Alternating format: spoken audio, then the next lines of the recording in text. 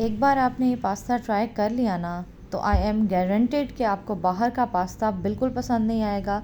और जो pasta lover नहीं भी हैं, वो भी इस पास्ते के इश्क में मुब्तला हो जाएंगे। आप जितना भी खा लेंगे आपका दिल नहीं भरेगा। चलें जी, आज के व्लॉग का आगाज़ करते हैं। आउज़ुबिल्लाहिमिनश्शैतानिर्रजीम। अस्सलाम वालेकुम, welcome back to my channel. कैसे हैं आप सब लोग? मैं उम्मीद करती हूँ कि आप सब खैरियत से होंगे, खुश और आबाद होंगे और ईमान की बेहतरीन हालत में होंगे।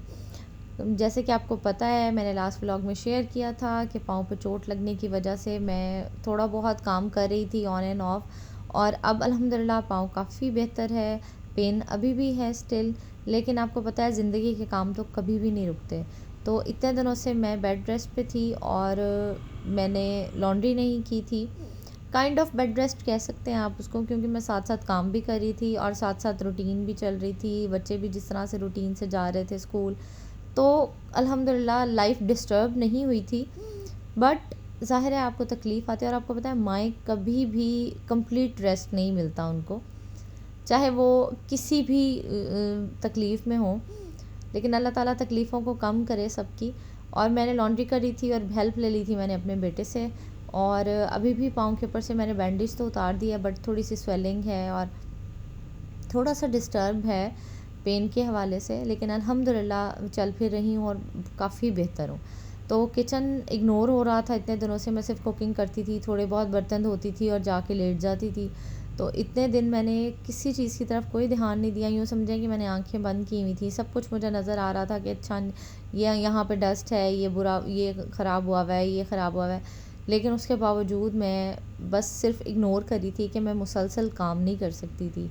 तो आज जब किचन में मैंने लॉन्ड्री कर ली, बाकी सारे काम कर लिए, तो मैंने आज किचन को भी देखा, सारी डस्ट वगैरह रिमूव की। ये छोटे छोटे काम और तरीका होता है कि आप साथ साथ सब कुछ करते रहें ना, तो आपका बहुत ज़्यादा काम इकट्ठा नहीं होता। स्टोव भी काफ़ी मैं हल्का फुल्का सा बस ऊपर से कपड़ा मार देती थी।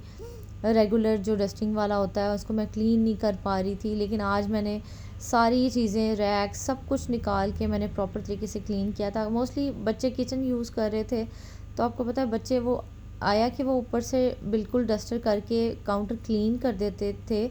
लेकिन फिर भी जो आप जिस तरह से चीज़ों को करते हैं ना, बच्चे, हस्बैंड, कोई भी आपके किचन को उस तरह से हैंडल नहीं कर सकता जिस तरह से आप अपनी तसल्ली और सुकून के साथ हर चीज़ को प्रॉपर तरीके से क्लीन करते हैं, नीट करते हैं। और ये साथ साथ होता रहे तो आपके लिए यकीन करें बहुत आसानी होती है। लेकिन अगर आप काम इकट्ठा कर लेते हैं ना, तो फिर आपके लिए बहुत मुश्किल हो जाती है। खैर, किचन मैंने प्रॉपर तरीके से, अच्छे तरीके से साफ़ कर लिया था।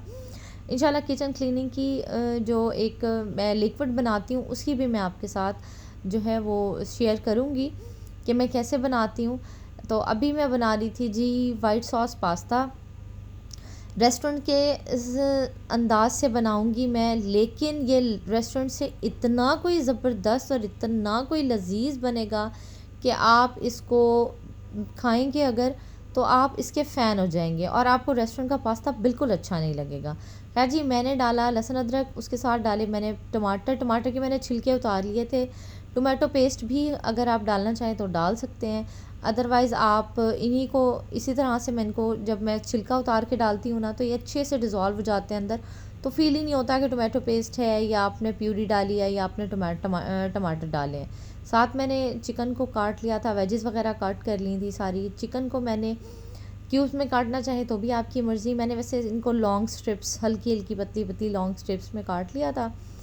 तो उसके बाद मैंने चिकन डाल दिया टमाटर के अंदर और हल्की सी काली मिर्च डाली, थोड़ा सा मेरे ख्याल में नमक भी डाला इसके अंदर, और मैंने इसको ढक्कन दे के छोड़ दिया था। चिकन टमाटर के पानी में ही प्रॉपरली कुक हो जाएगा। उसके बाद मैंने इसमें डाली थी जी चिली सॉस है तो वो डाल दें, क्योंकि बच्चों ने खाना है तो मैं चिली फ्लिक्स इसमें नहीं ऐड करूँगी चिकन के अंदर। और मैंने इसमें डाल दी थी केचप और इसमें मैंने डाली थी जी चिली सॉस। ये दो चीज़ें डालने के बाद, क्योंकि चिकन अब गल गया था, आपने डिफरेंट पास्ता की रेसिपी देखी होंगी, लेकिन ये जो रेसिपी है ना, ये ऑथेंटिक प्रोफेशनल पास्ता जिसको आप कहते हैं किसी अच्छे रेस्टोरेंट का, ये मैं आपको वो रेसिपी दे रही हूँ। अब मैंने इसको हल्का सा ग्रेवी बना ली थी चिकन की, और वेजेस मैंने इसके अंदर ही डाल दी थी। मैंने कोई प्याज नहीं डाला इसके अंदर, सिर्फ एक बंद गोभी और शिमला मिर्च है। कटिंग आप अपनी मर्ज़ी से भी कर सकते हैं। और मैंने इनको बिल्कुल क्रंची क्रंची रखना है, मैंने इनको ओवर कुक नहीं करना कि सब्ज़ियाँ अपना पानी छोड़ दें। बस हल्का सा मैंने आपने देखा इसको क्रंची किया। अब मैं बनाऊँगी जी वाइट सॉस, और मैंने डाला है इसके अंदर जी 25 ग्राम बटर, और इसको मैं मेल्ट कर लूँगी। और वैसे तो बटर हम ऑयल के साथ प्रेफर ज़्यादा करते हैं कि हल्का सा ऑयल हो साथ और फिर बटर हम ऐड करें, लेकिन अब मैं क्योंकि वाइट सॉस पास्ता बना रही हूँ, तो पास्ते के अंदर हम ऐसे ही बटर ऐड करते हैं, साथ ऑयल नहीं डालते। और इसमें मैं 2.5 टेबल स्पून मैदे के डालूँगी, और उसको मैं अभी मटर पूरी तरह देखें मेल्ट भी नहीं होगा, और मैं साथ ही मैदा डाल दूँगी, क्योंकि बटर अगर बिल्कुल गर्म हो जाता है ना तो मैदा एकदम से जलने लग जाता है। खैर मैं इसके अंदर ऐड कर दूँगी मैदे के मैंने 2.5 टेबल स्पून डाले थे। और इसकी जो भुनाई है ना वो डिपेंड करती है आपके पास्ता का टेस्ट कैसा होगा। अगर आपने इसको अच्छे से कुक किया है ना तो पास्ते का टेस्ट ज़बरदस्त होगा। अब आप देखेंगे वाइट से हल्का सा गोल्डन गोल्डन सा हो गया, और मैंने इसमें मिल्क डाल दिया है। मिल्क अगर आप पैकेट वाला यूज़ करेंगे तो आपके पास्ता का टेस्ट ज़बरदस्त आएगा, लेकिन आप रेगुलर फ्रेश मिल्क भी यूज़ कर सकते हैं। अब इस स्टेज के ऊपर आपने इसमें लम्स नहीं बनने देने, कंटिन्यूसली आपने इसके अंदर चम्मच चलाना है। अब मैंने डाला इसमें लहसुन पाउडर, और इसमें थोड़ा सा चिली फ्लेक्स ऐड किए हैं। चिली फ्लेक्स के साथ मैंने इसमें वाइट पेपर ऐड किया है, और साथ में ऑरिगेनो ऐड किया है। बस ये हमारी सारी सॉस जो है वो बिल्कुल, आपने इसको बहुत थिक नहीं करना, क्योंकि पास्ता के अंदर भी इसने हल्का फुल्का सा कुक होना होता है, और लम्स ना बने इसलिए मैं इसको विस्क के साथ अच्छी तरीके से मिक्स कर लूँगी। और ज़बरदस्त खुशबू आ रही थी इस वक्त, और मैं अभी भी स्टिल फ़ील कर रही हूँ जो मेरे मुंह में उस पास्ता का टेस्ट था ना। आया कि मैं बहुत ज़्यादा पास्ता लवर नहीं हूँ, लेकिन फिर भी बहुत ज़बरदस्त था। और लास्ट में मैंने इसके अंदर half tea spoon chicken powder का ऐड किया है। चिकन पाउडर मोस्टली आपके खानों को एक अरोमा सा देता है, तो उसको अगर आप लास्ट स्टेज पे ऐड करें तो वो ज़्यादा फ्लेवरफुल होता है। आया ये कि आप उसको स्टार्ट में ऐड करें और उसको कुक कर दें। अब जी पास्ता मैंने बॉईल कर लिया था, मेरे ख्याल में पास्ता बॉईल करना तो सबको ही आता है। पास्ता मैंने बॉईल कर लिया था, और मैंने उसको मिक्स कर दिया था चिकन वाले मिक्सचर के अंदर, और साथ ही मैंने इसके अंदर अब मैंने डाल दिया था इसके अंदर जी वाइट सॉस। अच्छा, अब इसके नेक्स्ट, अब ये हो तो यहाँ डन गया है, लेकिन इसके नेक्स्ट 2 स्टेप्स हैं, वो अगर आप फॉलो करना चाहें तो बहुत ही बेस्ट है, लेकिन अगर आप उनको स्किप करना चाहें तो आप इस स्टेज पे भी इसको सर्व कर सकते हैं। ठीक है, हल्का सा इसको कुक, थोड़ा सा इसको दम दूंगी मैं। देखिए मैंने इसके नीचे तवा रखा है, और तवे के ऊपर मैंने इस पास्ता रख दिया, और ऊपर से मैं चीज़ ऐड करके इसको हल्का सा दम दे दूंगी।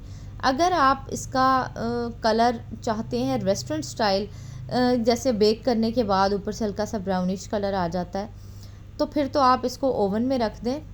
क्योंकि मैंने सिर्फ चीज़ मेल्ट की थी, कलर मेरी रिक्वायरमेंट नहीं थी, मैंने सिर्फ हल्की सी चीज़ मेल्ट की थी और मेरे लिए वो इनफ था।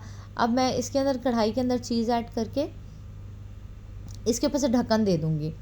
उससे ये होगा कि चीज़ जो है वो मेल्ट हो जाएगी, और कलर भी नहीं आएगा, और जब आप खाएंगे तो आपको तब फील होगा उसका टेस्ट। अदरवाइज़ उसमें क्या डला हुआ है, क्रीम डली हुई है या कुछ और डला हुआ है, आपको बिल्कुल फील नहीं होता, पता ही नहीं चलता कि आपने इसको बनाया कैसे है, बट उसका टेस्ट बहुत ज़बरदस्त होता है। थोड़ी सी मैंने इसके ऊपर पार्सले डाली थी फ्रेश, और साथ ही मैंने थोड़ी सी शिमला मिर्च डाल दी थी। अब ये मैं अलग से जो बाउल है ये मैंने बनाया है, इसके ऊपर मैं चीज़ डालूँगी, और उसके ऊपर भी मैं वही पार्सले और शिमला मिर्च हल्की सी गार्निश करके इसको मैं ओवन में रख दूँगी। ओवन में मैं इसको बेकिंग वाले इस पर रखूँगी, लेकिन मैं इसको बेक नहीं करूँगी क्योंकि ऑलरेडी हमारे पास कुक्ड है। मैं इसको सिर्फ इतना रखूँगी कि इसकी चीज़ मेल्ट हो जाए। अगर आप इसको माइक्रोवेव में रखते हैं और आपको कलर चाहिए तो फिर आप हल्की सी अंडे की जर्दी को फेंट के हल्का हल्का हल्का हल्का इसके ऊपर आप ब्रश के साथ लगा लें या कुछ, वो लगा के अगर आप इसको ओवन करेंगे ना तो आपको रेस्टोरेंट वाला कलर मिल जाएगा। अदरवाइज़ ये इतना मज़े का है कि आपको इस स्टेज के ऊपर लगता ही नहीं है कि इसमें मज़ीद किसी चीज़ की ज़रूरत पड़ेगी, या आपको लगेगा कि शायद ये अभी हाफ़ डन हुआ हुआ है या कुक नहीं हुआ प्रॉपर।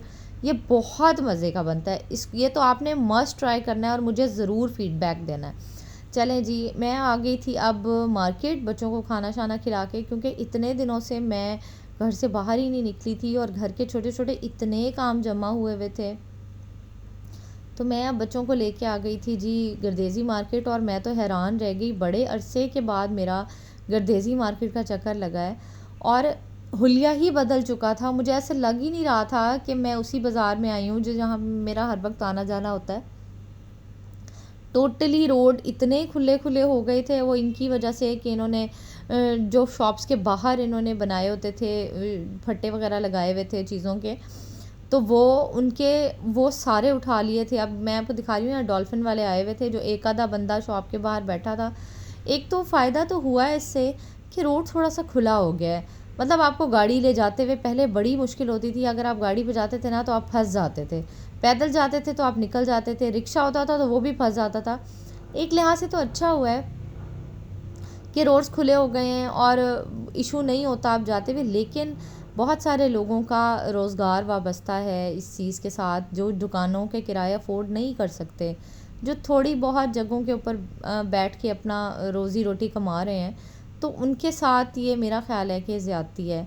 इस तरह होना नहीं चाहिए, या तो प्रॉपर कोई अरेंजमेंट होना चाहिए कि छोटे बहुत ठेले हों जहाँ पे, या मतलब कोई फट्टे वगैरह लगे हुए हों जहाँ पे वो अपना काम शाम चला सकें। देखिए बहुत सारे लोगों के घर के चूल्हे जलते हैं इसी चीज़ से।